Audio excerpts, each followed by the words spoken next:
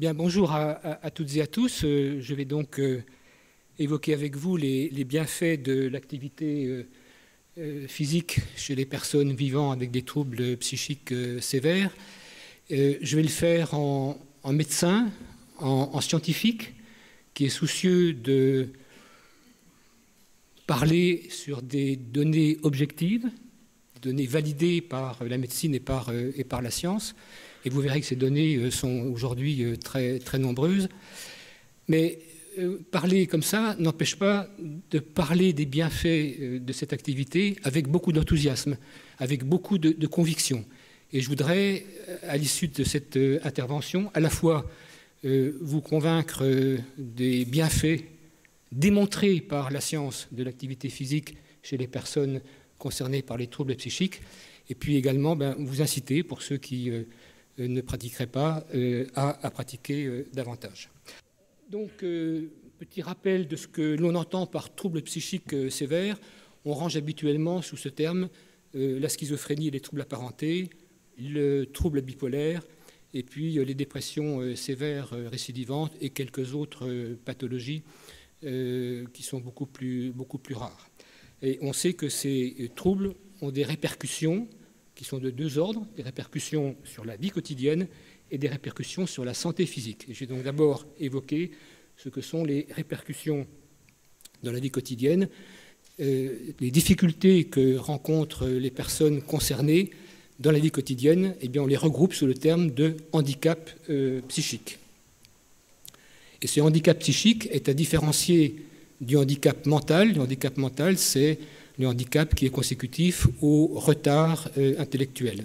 Ce sont deux handicaps différents. Certaines personnes handicapées mentales pouvant avoir associé un handicap psychique. Ce handicap se caractérise par une perte d'autonomie et par une désinsertion sociale et professionnelle. Vous savez que les personnes concernées par ces troubles sévères, eh bien, 20% d'entre elles seulement travaillent, alors que quand on prend l'ensemble des personnes handicapées, c'est 40% qui travaillent. Donc il y a un souci particulier avec le handicap psychique.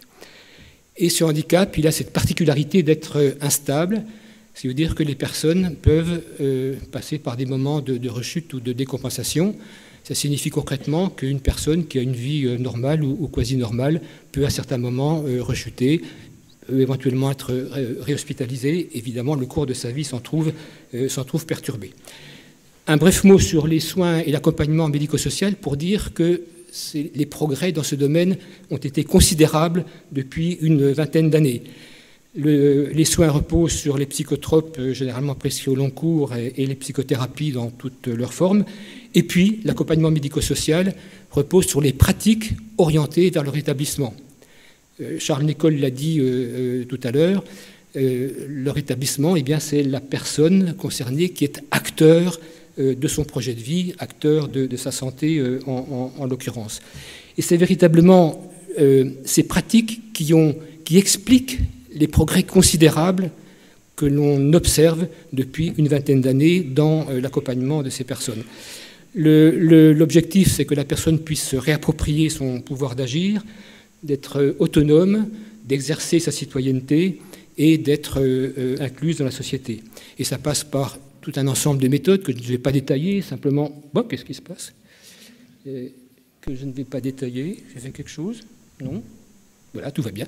La réhabilitation psychosociale, l'éducation thérapeutique, qui est très importante, on va en reparler, la pérédance, et puis toutes les méthodes aujourd'hui permettant la réinsertion sociale et professionnelle. C'est inquiétant, non? Et le point essentiel à retenir, c'est que cette démarche, aujourd'hui, elle est pluridisciplinaire, elle est pluriprofessionnelle, elle inclut de nombreux métiers. Et ce que l'on va voir aujourd'hui, c'est que ces métiers doivent également associer les métiers de l'activité physique, les métiers du sport.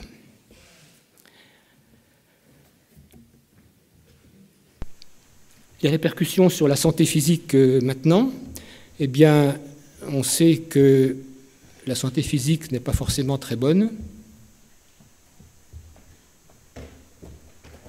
tout va bien. Les maladies cardiovasculaires sont plus fréquentes chez ces personnes, 2 à 3 fois plus fréquentes que dans la population générale, et ça se traduit par davantage de maladies coronariennes, d'hypertension artérielle, d'accidents vasculaires cérébraux. Le syndrome métabolique est également augmenté par un facteur allant de 2 à 4. Alors, le syndrome métabolique n'est pas forcément une entité que le grand public connaît bien. C'est un syndrome qui va associer plusieurs dimensions, surpoids et obésité, et on mesure surtout l'obésité par le tour de taille, parce que c'est la graisse viscérale qui est la graisse mauvaise pour la santé. On appelle ça aussi syndrome de la bedaine. À ce surpoids et cette obésité s'ajoute de l'hypertension artérielle et puis des troubles métaboliques. En gros, c'est un état prédiabétique. Si on ne fait rien, ça va évoluer vers un diabète.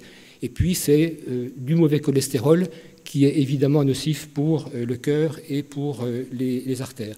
Et c'est ce syndrome métabolique qui est mal connu du grand public, qui est une des causes principales de la surmortalité qu'on observe chez les personnes concernées. Alors, comment expliquer cet état de santé? D'abord et essentiellement, c'est l'hygiène de vie qui pose problème. On sait que ces personnes consomment davantage de tabac que la population générale, parfois d'autres drogues. L'hygiène alimentaire n'est pas toujours correcte. Et puis, ces personnes sont à la fois sédentaires, elles passent 8 heures par jour en moyenne dans les activités sédentaires, et elles sont inactives sur le plan physique. Alors là, il est important de s'arrêter un instant pour bien comprendre la distinction qui est faite là entre sédentarité et inactivité physique. Pour beaucoup de personnes, c'est la même chose. En fait, pour le médecin, ça n'est pas la même chose. La sédentarité, c'est les activités qui sont réalisées en position assise ou en position allongée, avec très peu de mouvements musculaires et donc une faible dépense énergétique. C'est par exemple regarder sa télé, lire un bouquin dans son canapé, travailler à l'ordinateur ou se déplacer en voiture. Et l'on sait que cette sédentarité, lorsqu'elle excède 7 heures, a des effets nocifs sur la santé qui sont indépendants du fait qu'on n'est pas actif. L'inactivité physique, c'est un niveau insuffisant d'activité physique selon les recommandations actuelles. Donc on peut être, et c'est un peu paradoxal, on peut être sédentaire parce qu'on travaille à un bureau 35 heures par semaine, tout en étant actif physiquement, parce que le soir on va faire un footing à l'orangerie, ou parce que le week-end on prend son vélo pour faire 2 sorties le samedi et le dimanche, et donc être en accord avec les recommandations. Chez les personnes ayant des troubles psychiques sévères, eh bien c'est à la fois des personnes sédentaires et des personnes inactives sur le plan physique. C'est double peine, parce qu'habituellement, on considère que l'activité physique va permettre de contrecarrer les effets nocifs de la sédentarité. Si vous êtes sédentaire et inactif, eh bien, vous êtes doublement pénalisé, et c'est le cas de beaucoup de personnes vivant avec des troubles psychiques sévères. Et tout cela entraîne une diminution de l'espérance de vie chez ces personnes de 15 à 20 ans. Alors, en vous disant ça, je mesure le caractère peut-être un peu choquant d'une telle donnée dont personne ne parle en dehors des cadres médicaux. Alors, c'est une donnée qu'il faut analyser. C'est une donnée statistique mesurée sur des populations de personnes vivant avec des troubles psychiques.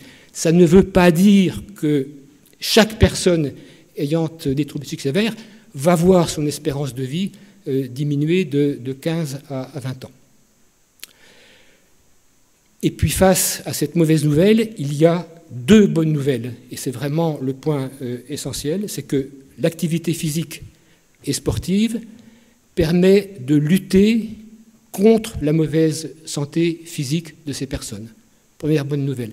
Et deuxième bonne nouvelle, c'est non seulement la santé physique que l'activité physique améliore, mais c'est aussi les symptômes psychiques et le handicap psychique qui se trouvent améliorés par l'activité physique et sportive.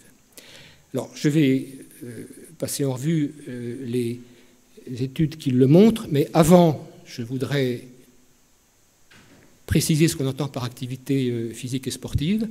Charles Nicolle l'a très bien dit, je vais dire la même chose que lui, comme on dit en alsacien, deux fois cousu tient mieux. Donc c'est bouger de manière active. Et on distingue trois types d'activités physiques: les activités de la vie quotidienne, les déplacements actifs, marcher, faire du vélo, les activités domestiques, faire le ménage, passer l'aspirateur, faire du jardinage, et nous aurons cet après-midi ou demain, je crois, un atelier consacré aux bienfaits du jardinage. Et puis les activités professionnelles, si vous êtes bûcheron, c'est sûr que vous n'êtes pas sédentaire et que vous êtes actif physiquement.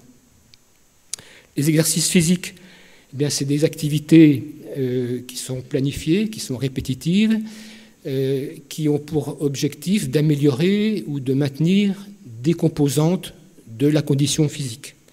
Et puis enfin, le sport, au sens où on l'entend habituellement, le sport, c'est une activité physique qui répond à des règles particulières et qui est généralement pratiquée dans un but de compétition, mais pas nécessairement. Donc voilà les trois types d'activités physiques dont nous parlons.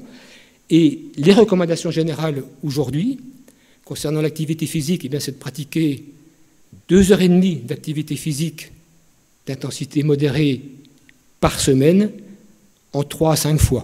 Concrètement, vous marchez une demi-heure de manière un petit peu soutenue 5 jours par semaine et vous atteignez cette recommandation.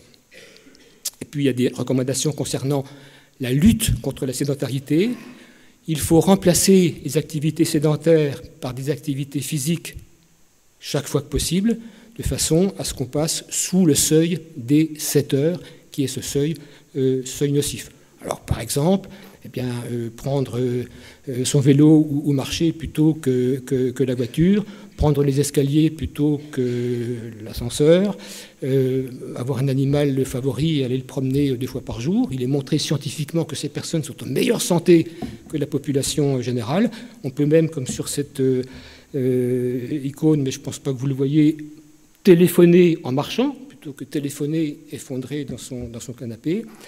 Et puis on peut aussi, autre recommandation, interrompre les périodes de sédentarité par quelques minutes d'activité physique, toutes les 2 heures, ou mieux toutes les heures. Toutes les heures, vous vous levez, vous allez vous faire un café, vous allez voir votre collègue pour discuter 2 minutes, vous allez mieux encore marcher, ou vous pouvez, je ne sais pas si on le voit bien, faire des étirements pendant 1 à 2 minutes. Et nous aurons une démonstration pédagogique de ce que l'on peut faire pour s'étirer, pour bouger des groupes musculaires dans la journée.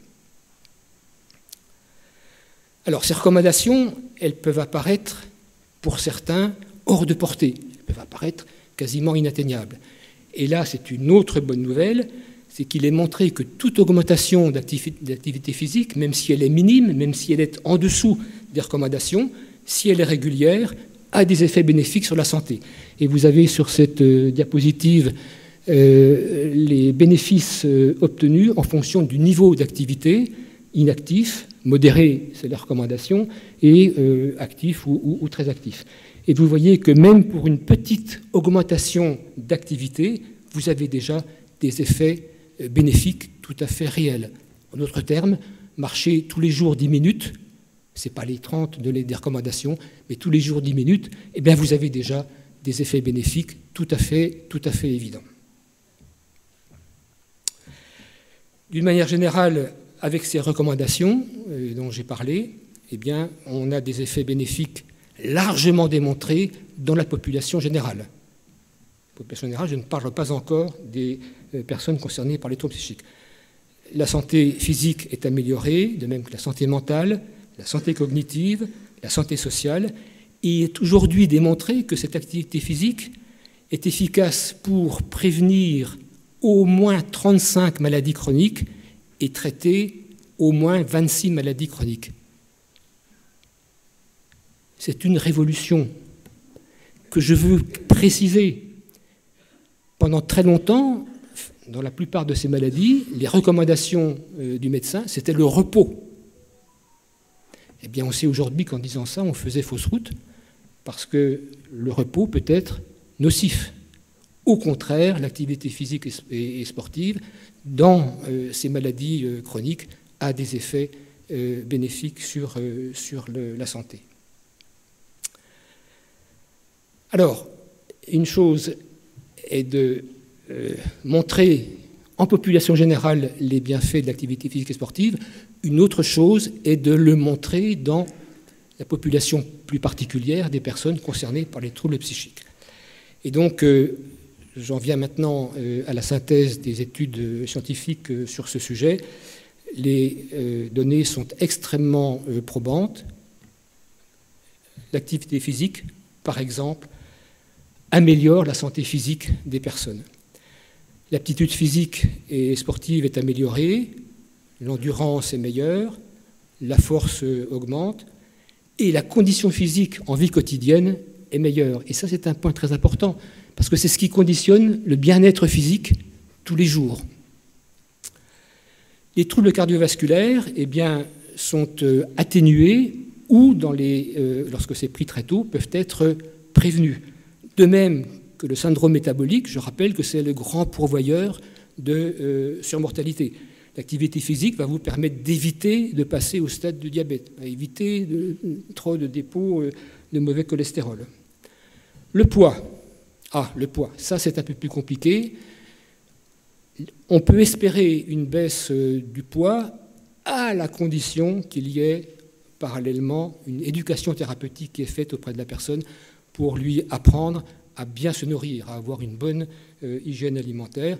Et vous connaissez les 5 fruits et légumes, permet de le rappeler au passage. Pour avoir les meilleurs résultats, eh bien, l'activité physique doit associer une activité en endurance et une activité de renforcement musculaire. Et puis on peut y associer, selon les personnes, des assouplissements et des exercices d'équilibre. Mais quand je dis ça, eh bien, c'est ce que l'on dit à la population générale. Ce sont les mêmes recommandations que pour la population générale. L'activité physique améliore également les troubles psychiques et le handicap. Les symptômes cliniques s'estompent, l'anxiété, la dépression, les symptômes psychotiques, délire, hallucination, les symptômes déficitaires comme l'absence de motivation, des symptômes qui, entre parenthèses, ne sont pas améliorés par les médicaments. Et le témoignage que nous avons eu précédemment d'Adrien montre toute l'importance de l'activité sur l'anxiété, la dépression. Le sommeil s'améliore, de même que les fonctions cognitives. Adrien l'a dit, on n'a pas répété ensemble avant, l'image de soi se trouve valorisée par le fait qu'on peut se réapproprier son corps, ce qui permet de gagner en confiance et en estime de soi. Et puis, je passe très rapidement parce que la démonstration d'Adrien était absolument remarquable. Les relations sociales s'établissent, sont plus nombreuses, on sort de l'isolement et on rentre dans l'inclusion sociale. Et au total, quand on met bout à bout les bienfaits sur la santé physique, la santé mentale, le handicap mental, on peut dire qu'on obtient, grâce à l'activité physique, une meilleure qualité de vie, à la fois dans tous les domaines, du bien-être physique et mental, de l'autonomie, et ceci, et c'est un point majeur, Charles Nicolle l'a dit dans son propos introductif, parce que la personne concernée devient acteur de sa santé. C'est vraiment le point majeur. On est bien dans le domaine du rétablissement. Au total, l'activité physique, c'est une thérapeutique naturelle, non médicamenteuse. Je ne suis pas de ceux qui disent « Ah, c'est un super médicament ». Non, ce n'est pas un médicament, c'est une thérapeutique naturelle qui a en plus des effets préventifs. avec des résultats les plus probants quand elle est associée à une réduction de la sédentarité. Je précise simplement qu'il est évident, enfin, nécessaire de faire un bilan médical préalable d'aptitude physique, sachant les problèmes physiques, par exemple, que la personne peut avoir. Et en définitive, c'est une partie intégrante des soins et de l'accompagnement. On revient à cette pluriprofessionnalité de l'accompagnement, et c'est une composante fondamentale du rétablissement. Dire ça, c'est dire des applications éthiques. Aujourd'hui, on ne peut pas concevoir un accompagnement médico-social sans qu'il y ait eu, à un moment ou un autre, une information de la personne sur les bienfaits de l'activité physique, une incitation à en faire, voire une prescription. Ne pas le faire, eh bien, c'est aujourd'hui contraire à l'éthique. Alors, ceci est bel et bien, mais vous allez me dire qu'il y a des freins, il y a des obstacles, il y a des difficultés pour qu'une personne concernée puisse débuter une pratique et puis surtout la maintenir sur le long terme. Et les études scientifiques, on reste dans la synthèse scientifique, les études scientifiques ont identifié un certain nombre de freins et de barrières bien réels dont il faut absolument tenir compte si l'on veut un succès auprès des personnes concernées. D'abord, la dépression, l'anxiété, le stress sont des freins très importants. Alors, je précise que il y a beaucoup d'études sur cette question-là, et que là, j'ai identifié une étude plus particulière que j'ai trouvée très intéressante parce qu'elle a fait une enquête auprès des personnes concernées, pas 10, 20 ou 30 personnes concernées, plus de 5000. Donc là, les résultats sont les résultats de cette étude auprès de plus de 5000 personnes qui mettent en avant la dépression, l'anxiété, le stress, le manque d'énergie, la fatigue. Et vous savez que les psychotropes peuvent être par eux-mêmes source de fatigue, les maladies physiques, dont on a vu la fréquence, et puis la peur de se blesser, qui empêche certains d'avoir une activité physique. Certaines personnes mettent en avant aussi l'isolement social, puis le manque de soutien, le manque d'encouragement pour une pratique sportive. D'autres études complètent la liste des freins et des obstacles. Bien sûr, une motivation faible, une motivation insuffisante, qui peut avoir des causes variées. La maladie elle-même peut être cause d'une absence de motivation. L'autodépréciation, on ne se sent pas suffisamment capable d'avoir une activité physique qui paraît totalement inatteignable. Et c'est souvent la peur du regard des autres qui aussi empêche de passer à l'acte. Peur du regard des autres, c'est la stigmatisation de la société, une stigmatisation que la personne intériorise, fait sienne, sous la forme d'autostigmatisation. Autre cause invoquée, c'est le manque de connaissances sur les bienfaits de l'activité physique et sportive, tout l'intérêt de communiquer, et puis, c'est une réalité, pour certaines personnes, une faible aptitude physique, notamment si on est en surpoids ou avec une obésité. Et nous aurons aujourd'hui un témoignage sur ce point précis.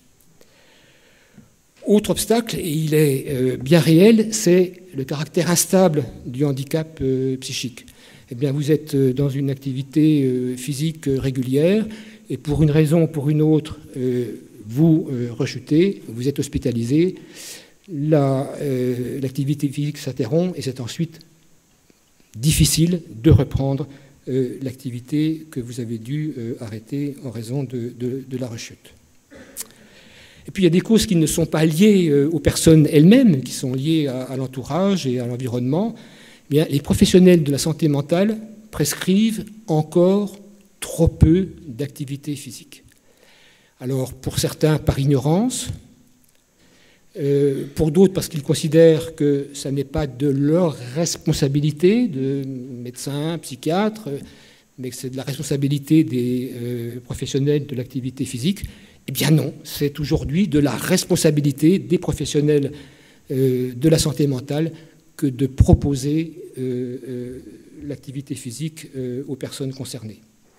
Et puis il y a des difficultés aussi bien réelles d'accès aux structures sportives, parce que les structures sont éloignées, notamment quand on est en ruralité, il faut prendre le bus, il y a une complication de transport.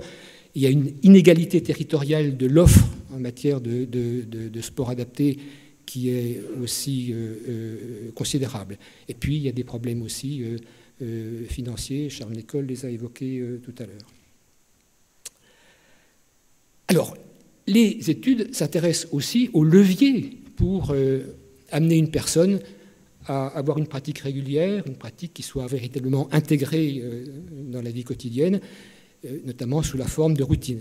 Et la question, c'est comment rendre possible ce qui apparaît impossible pour la personne concernée. Première chose, eh bien, il faut renforcer la motivation. Et pour renforcer la motivation, il faut d'abord savoir ce que sont les motivations des personnes concernées. Et là, l'étude dont je parlais tout à l'heure s'est également intéressée aux motivations des personnes qu'elles ont interrogées. Vous savez, cette étude a plus de 5000 personnes. La première motivation, qui est quasiment unanime, c'est d'être en meilleure santé. Vient ensuite la volonté de perdre du poids, puis le contrôle du stress et de l'humeur. D'autres personnes mettent en avant le souhait de mieux dormir. Ces motivations-là, c'est la motivation de tout un chacun, indépendamment de tout trouble psychique. C'est la motivation de tout le monde. Le plaisir de pratiquer, on ne l'observe que chez un peu plus d'une personne sur deux. Quant aux relations sociales, l'inclusion sociale, seul un quart des personnes le mettent en avant. Alors, à partir de là, comment peut-on motiver? Comment convaincre sans jamais imposer. Vouloir imposer court à l'échec. Alors, il faut d'abord identifier pour chaque personne ce que sont ses motivations, et puis s'appuyer sur ces motivations pour l'inciter à pratiquer. On peut aussi, de manière plus large, essayer de donner sens à la pratique sportive en la mettant en harmonie avec les valeurs de la personne. Exemple, une personne qui est très soucieuse d'être acteur de sa santé, eh bien, va pouvoir s'emparer de l'activité physique comme d'un vrai levier pour être en meilleure santé. Il faut également mettre en avant le plaisir que peut apporter la pratique sportive, physique et sportive. Alors là, c'est pour tout le monde pareil. Quand on est inactif et qu'on commence à avoir une pratique physique et sportive, c'est toujours difficile, c'est toujours douloureux. On est très souvent inquiété par le souhait, l'envie d'arrêter. Et c'est uniquement la répétition des efforts qui permet, au bout de quelques semaines, de prendre plaisir à l'activité sportive. Eh bien ça, il faut l'expliquer aussi aux personnes à qui on veut prescrire une activité physique et sportive. Et dans tous les cas, c'est un projet personnalisé qui doit être construit avec la personne en fonction de ses motivations. C'est un point absolument essentiel. Autre élément, autre levier, eh bien, c'est le soutien, les encouragements de la famille, des amis, des proches aidants. Tous les témoignages vont dans ce sens. C'est aussi un accompagnement par les professionnels de santé mentale. Alors quand je dis accompagnement, c'est l'accompagnement au sens physique du terme. Aller chercher la personne à son domicile, l'amener à la salle de sport, assister à la séance de sport et ramener la personne à son domicile. Alors ça peut être effectivement un peu lourd, mais pour les personnes qui ont une difficulté, c'est vraiment un levier dont il ne faut pas se priver. Autre levier identifié par ces études, c'est un encadrement sportif, évidemment par des professionnels qualifiés, mais formés aux troubles psychiques, c'est-à-dire qui ont eu une formation expliquant ce que sont ces troubles, ce que sont les symptômes, ce que sont les difficultés que rencontrent ces personnes, de façon à ce que les professionnels puissent identifier ces difficultés, de ne pas prendre un problème de motivation lié à la maladie pour, je ne sais pas, une fainéantise ou je ne sais. Donc formé à ces troubles, et puis capable aussi d'échanger avec les professionnels de la santé mentale. Est mis en avant encore un environnement plutôt non médical, quand on a le choix, plutôt non médical, à distance voilà, de l'hôpital, un environnement qui doit être chaleureux, respectueux de la personne, bienveillant. Voilà, si vous ratez une séance ou deux séances, vous n'êtes pas fichu dehors de la salle de sport. On est bienveillant et respectueux de la personne. Pratique individuelle ou pratique de groupe, eh bien, c'est en fonction des souhaits, des motivations de la personne, étant entendu que les pratiques de groupe eh bien, facilitent évidemment l'établissement de relations sociales qui peuvent être basées sur l'entraide mutuelle. Telle personne qui n'arrive pas à faire cet exercice peut être aidée par une autre personne qui, elle, arrive à faire cet exercice avec échange de bons procédés. Et puis ça permet de partager des expériences qui généralement sont des expériences très positives. Et ne jamais oublier que le meilleur exercice est celui que la personne va réellement faire. Je le répète encore un coup, le meilleur exercice, c'est celui que la personne va réellement faire. C'est un mantra qui doit nous accompagner sur cette question. Et là, vous avez quelques études qui font des synthèses de tout ce que je viens de dire. Très rapidement, l'offre de sport adapté, l'offre plus largement de pratiques sportives adaptées. De nombreuses disciplines sportives ont une offre de sport adapté. Il y a peut-être que des disciplines, voilà, sport automobile ou des choses comme ça, qui n'en ont pas. On verra aujourd'hui une très belle démonstration dans le domaine de la plongée, domaine sportif auquel on ne pense pas d'emblée. Et demain, il y aura également une démonstration sur la plongée. Alors, les formes de pratique sont très diverses. Charles Nicolle l'a évoqué, je passe très rapidement. C'est le sport santé et le sport sur ordonnance, le sport loisir, pour le plaisir, le sport adapté de compétition, avec des règles adaptées aux personnes, et puis le sport inclusif, qui est, je dirais, le niveau le plus intégré du sport. C'est faire du sport de compétition avec tous les autres, avec tout le monde.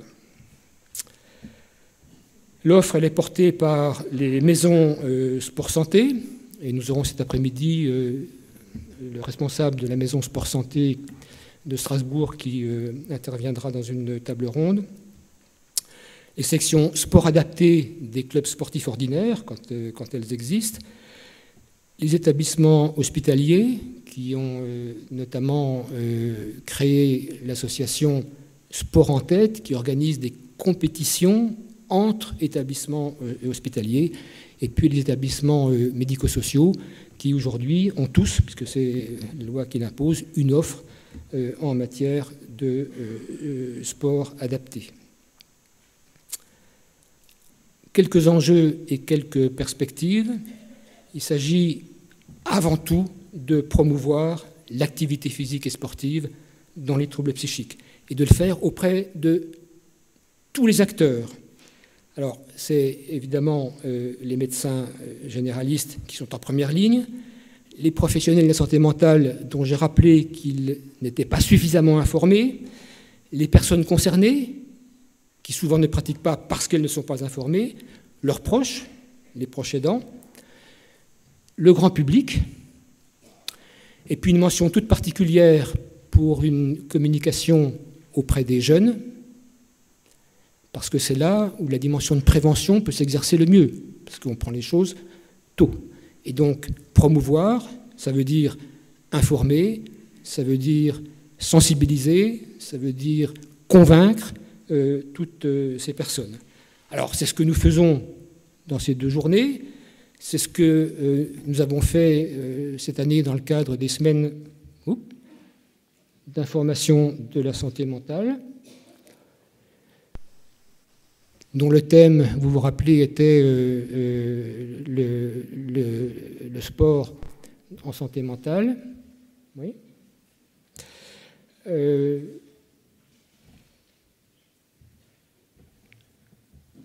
L'autre enjeu, mais on peut à la limite se passer de la dia là. L'autre enjeu, eh bien, c'est de... alors, pour les jeunes, je précise que nous aurons cet après-midi la deuxième table ronde qui est consacrée spécifiquement aux jeunes et aux actions que l'on peut mener auprès des jeunes. Et puis nous aurons... à la limite, on peut peut-être s'en passer. Nous aurons une deuxième table ronde.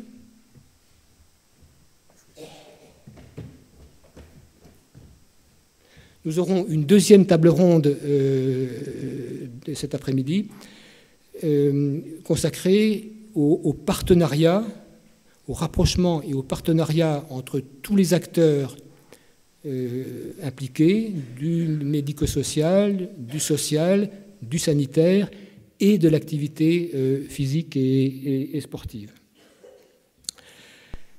Établir des partenariats, faire en sorte que les personnes se rapprochent, faire en sorte que les personnes se connaissent mieux, c'est absolument essentiel pour que tout cela fonctionne. Et l'idée, dans ces rapprochements, c'est qu'il s'établisse un lien de confiance entre tous ces acteurs pour qu'on soit véritablement dans ce partenariat. Et puis, dernier enjeu, c'est d'accroître le maillage territorial. J'ai évoqué les territoires où il y avait très peu d'offres, parce que, encore une fois, il faut absolument lutter contre les inégalités territoriales qui sont majeures dans le domaine. Voilà, ça c'est ma dernière dia. Ce symbole vous parle ? Voilà, absolument, c'est le symbole des Jeux paralympiques. C'est des symboles qui représentent le mouvement. On appelle ça des agitos, c'est du latin agito, je bouge. Mais alors maintenant, savez-vous quelle est la devise paralympique? Question plus compliquée. La devise paralympique, c'est l'esprit en mouvement. Et je trouve cette devise incroyable, parce qu'elle dit tout de notre sujet. Elle dit que c'est la détermination de l'esprit qui met le corps en mouvement, mais que le mouvement du corps fait que l'esprit se met aussi en mouvement. Je trouve que c'est une parfaite illustration, cette devise paralympique, de notre sujet d'aujourd'hui. Voilà, je vous remercie pour votre attention. Qui a des questions? Lève la main. Soyez pas timide. Première question. Allez-y. Bonjour, merci déjà pour cette intervention de haute qualité. Au niveau des professionnels de la santé mentale qui peuvent prescrire, qui sont-ils? Bon, les médecins, les psychiatres, mais après C'était ma question. Oui, alors les kinés, par exemple, peuvent prescrire, mais c'est généralement une prescription médicale, hein, essentiellement une prescription médicale. Après, la prescription médicale va impliquer un bilan d'aptitude physique qui est généralement réalisé dans les maisons sport santé, par exemple.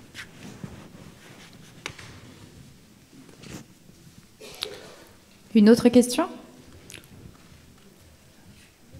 Une autre question? Allez-y. Oui, bonjour. Il y a souvent des sportifs de haut niveau, même si leur métier c'est faire du sport à un très haut niveau, ils connaissent des phases de dépression. Je pense notamment à l'Américain Michael Phelps, qui a été presque suicidaire alors qu'il était plusieurs fois champion olympique. Et comment la science ou la médecine psychiatrique peut expliquer ce phénomène, s'il vous plaît? Alors, évidemment, toute activité, quand elle est pratiquée de manière, alors j'allais dire excessive, exagérée, je ne sais pas si on peut le dire comme ça, mais quand on en fait énormément, comme Michael Phelps, eh bien, ça peut avoir des répercussions négatives. pour diverses raisons. Déjà une sorte d'épuisement physique et mental. Et puis parfois voilà, des questionnements existentiels sur pourquoi voilà, autant de sacrifices pour mon activité sportive. Et puis ce qu'on sait aussi, c'est que des personnes peuvent être parfaitement adaptées durant leur carrière sportive et avoir de grandes difficultés au moment de la retraite. Et cette retraite se prépare toujours.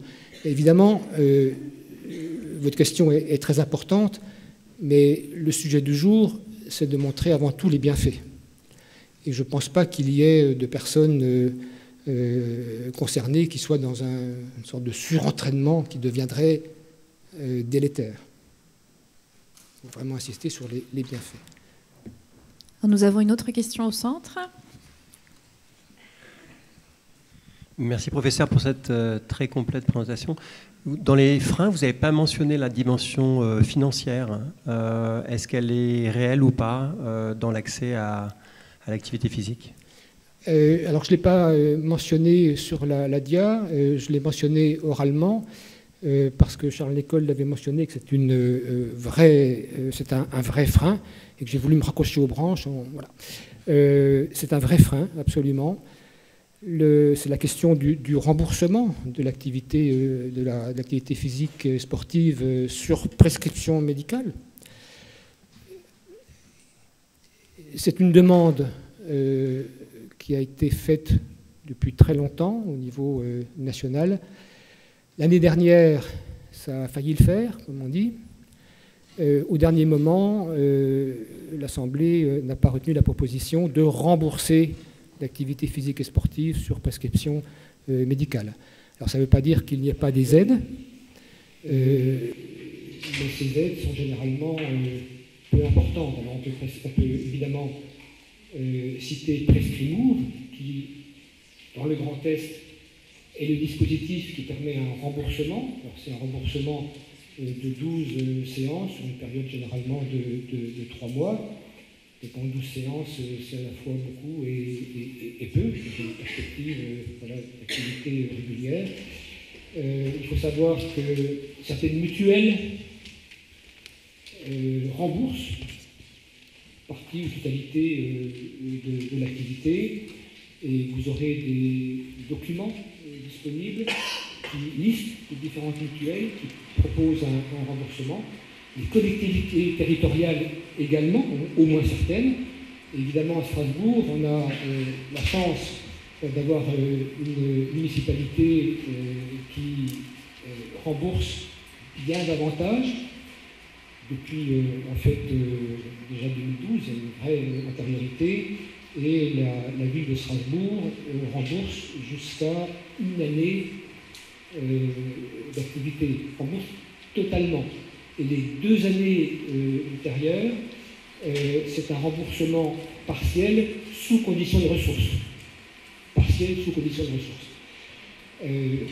Strasbourg est montré un exemple de ce point de vue-là. Et il faudrait absolument que ce soit quelque chose qui soit généralisé au niveau national.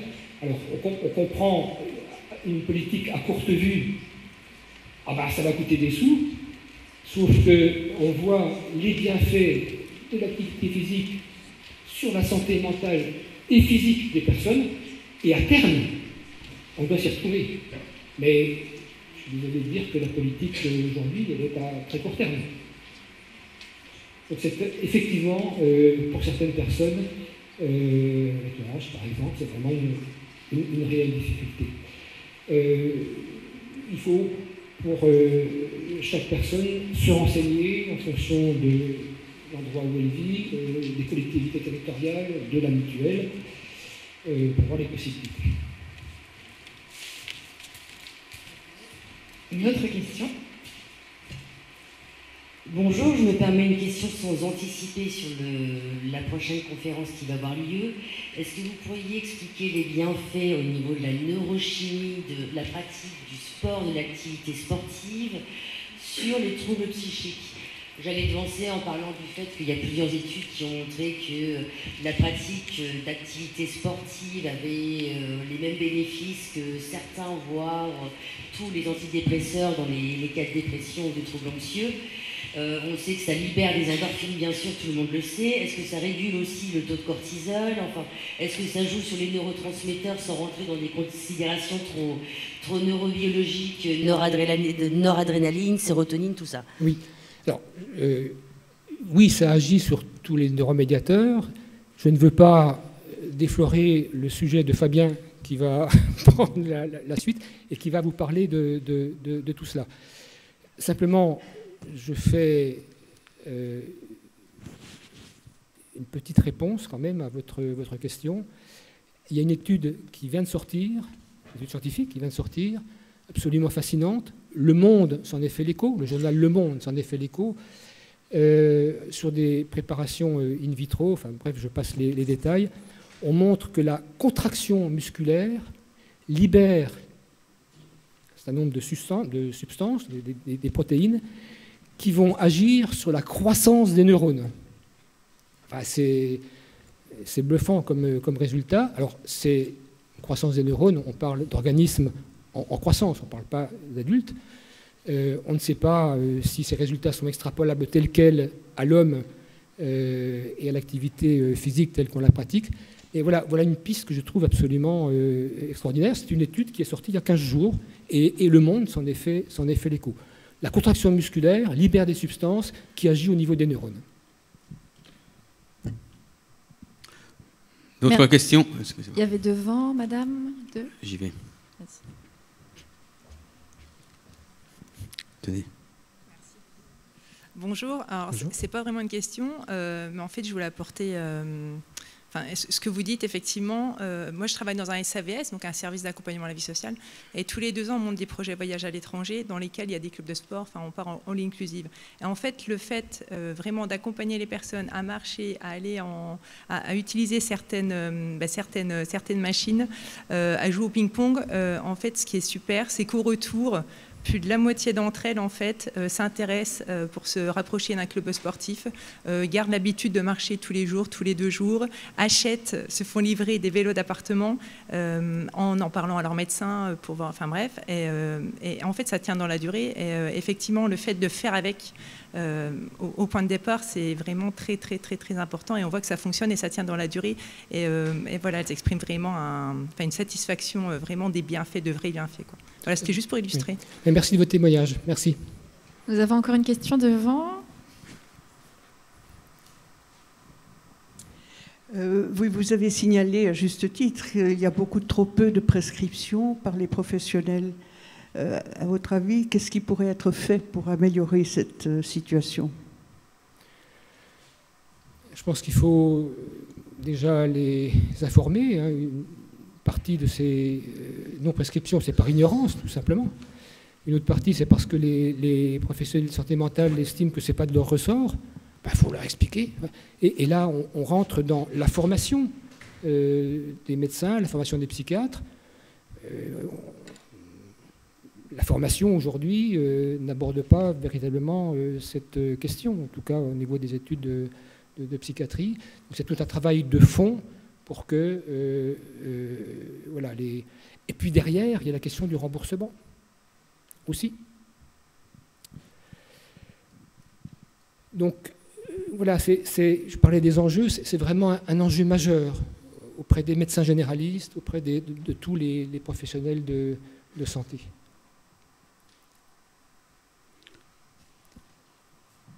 Et je pense aussi que les personnes concernées n'abordent pas forcément ces questions avec le médecin. C'est vraiment au médecin de prendre l'initiative ou de saisir l'opportunité quand la personne en a. Je suis professionnelle de santé et notre structure a été assez sensibilisée à sport santé. Et à Strasbourg, c'est Prescrimove, c'est ça? Alors, Prescrimove, c'est pour l'ensemble de la région Grand Est.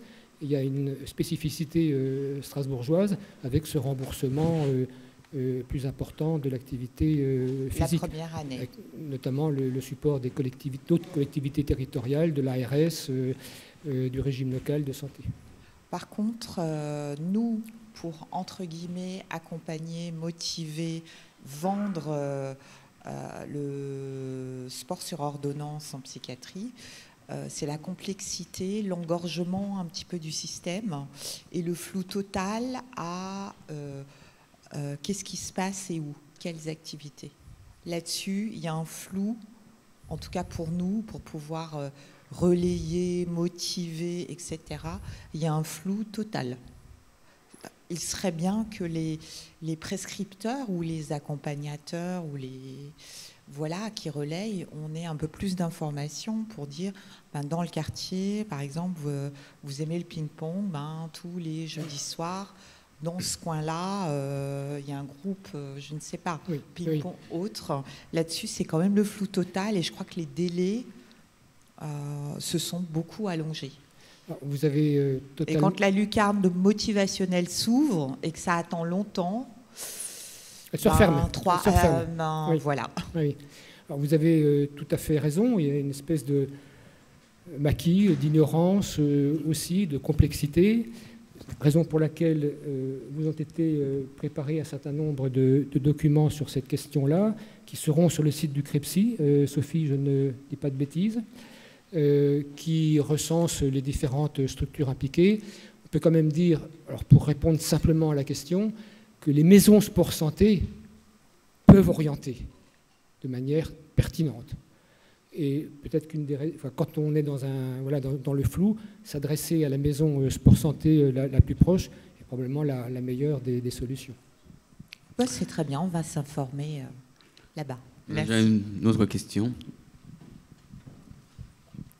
Merci. Alors, ce n'est pas une autre question, c'est une réponse. Je suis éducateur sportif à la Maison Sport Santé de Strasbourg, référent santé mentale. Du coup, effectivement, les délais de rendez-vous sont assez longs parce qu'on est un peu victime de notre succès et on n'est que 9 éducateurs sportifs. Alors oui, pour un rendez-vous, c'est long. Mais on fait on fait ce qu'on peut. Il a toujours la possibilité de venir effectivement à la Maison Sport Santé, donc à côté des bains municipaux, pour poser des questions et se renseigner, avoir de la documentation et des numéros de téléphone pour savoir ce qui existe. Oui, merci pour ce complément de réponse. Merci. Merci à vous. On est bien d'accord sur le rôle clé des maisons Sport Santé. Nous avons une autre question.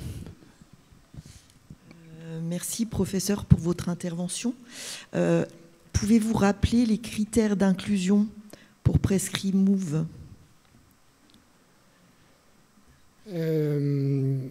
C'est être sur la liste ALD des affections de longue durée et une prescription médicale. Pour Strasbourg, c'est plus large, puisque les troubles psychiques sont reconnus comme une indication au remboursement, sans forcément être sur une ALD.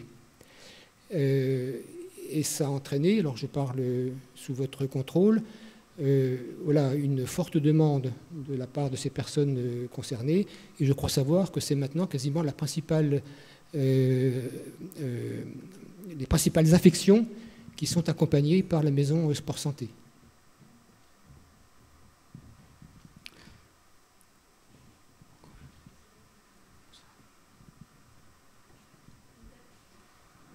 Une dernière question peut-être, Madame Devant ?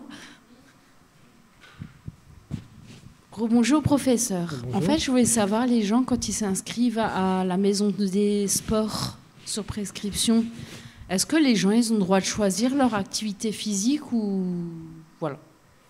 Alors, ça se passe dans une interaction avec les éducateurs sportifs, les moniteurs qui vont faire cette évaluation, qui vont vous demander ce que vous souhaitez faire, les activités dans lesquelles vous voudriez vous impliquer, et c'est véritablement une construction du projet sportif en fonction des motivations, des attentes, des souhaits de la personne, et puis aussi de ses capacités physiques, bien évidemment.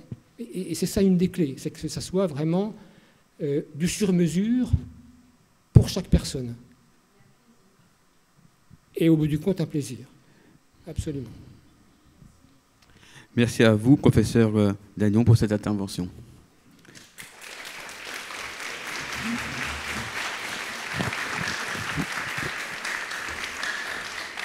Alors, là, on parle...